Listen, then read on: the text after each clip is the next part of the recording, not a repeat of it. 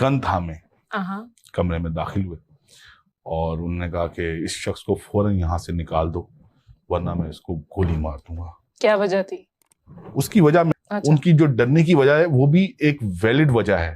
کہتے ہیں نا کسی بھی انسیڈنٹ جب ہوتا ہے وہ ایسا نہیں ہے کہ اچانک سے ہو جاتا ہے, اس کے پیچھے ایک سیریز آف انسیڈنٹس ہوتے ہیں.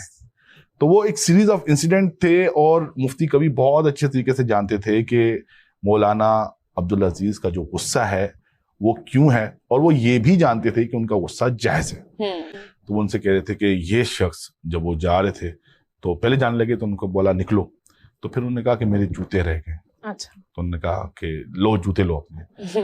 جب وہ جوتے لے کے وہاں سے نکل رہے تھے تو مفتی عبدالعزیز نے ایک بار پھر ان کو بولا کہ آج کے بعد یہ شخص یہاں نظر نہیں آیا, اور جہاں نظر آیا, یہ جہاں نظر آئے, جس کسی کو بھی نظر آئے اس کو کوڑے مارے جائیں. اتنی بڑی سٹیٹمنٹ. ہاں, اس کو کوڑے مارے جائیں. اچھا, اس پر جو مفتی قوی ہیں ان کا جواب کیا تھا؟ جناب, بالکل جناب, جناب, حاضر جناب.